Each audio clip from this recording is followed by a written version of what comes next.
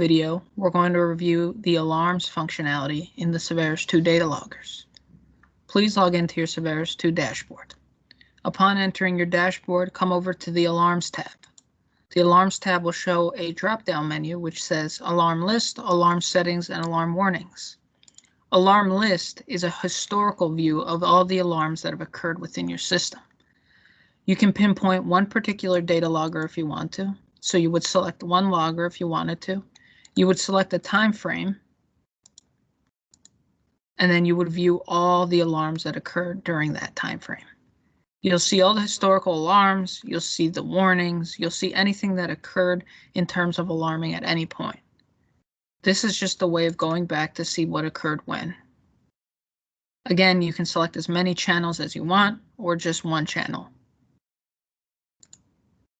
Moving back to our Alarms tab, we can go into Alarm Settings. Alarm Settings allows us to set up a new setting for our data loggers to set up an alarm. You can see that we already have one alarm setting, our refrigerated area alarm. You can create as many settings as you want. You can create settings for specific data loggers. You can select settings for all your data loggers. As you can see, when you hit New Alarm Setting, you'll be prompted to name the alarm setting. So we could name this freezer alarm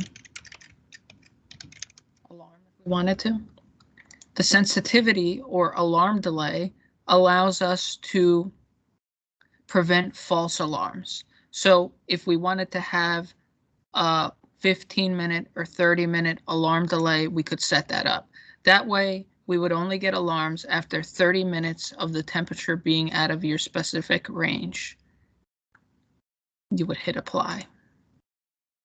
Next, you can see our measuring points. So our measuring points is asking exactly what points do we want the alarm setting to be associated with.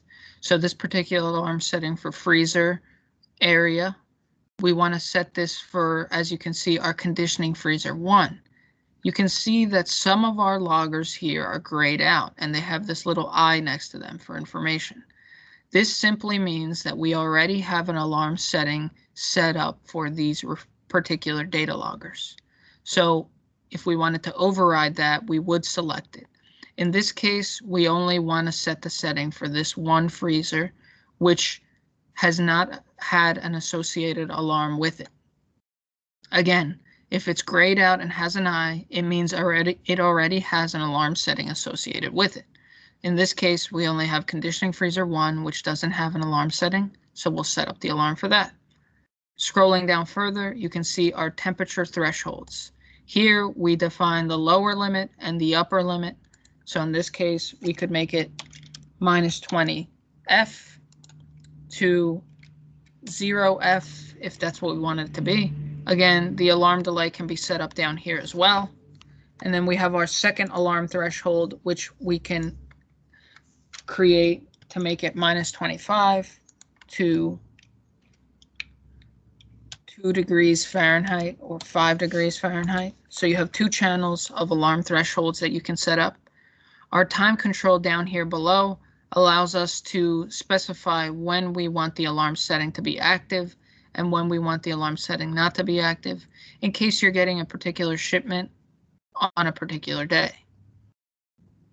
As we scroll down here, we always want to turn on the sensor defective channel. This is in case somebody unplugs the probe from the data logger. You want to be alarmed of that. And then finally, we have our email receipts. You can see we have email recipients, which we can set up here.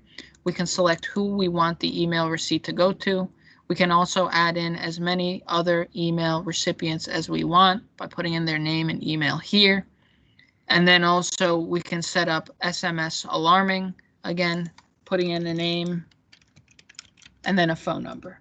For the phone number, always remember to add +1 and then the phone number. And hit add. Now they will be set up there. You can always delete them at any point also. You also, if you want to, and if you receive SMS alarm notifications, you can opt in for having an SMS alarm when the alarm is removed. So if there is an alarm you'll get notified. And then once that alarm is cleared or there's no longer an active alarm, you will get notified of that as well, if you want to. After you do all that, you want to hit Save Changes, and now your alarm setting will be shown at the top here. Refrigerator alarm setting, freezer alarm setting. If for some reason you have to shut off an alarm setting at any point, you can see our refrigerator alarm setting here has an on-off switch, which we can turn on and off as we wish.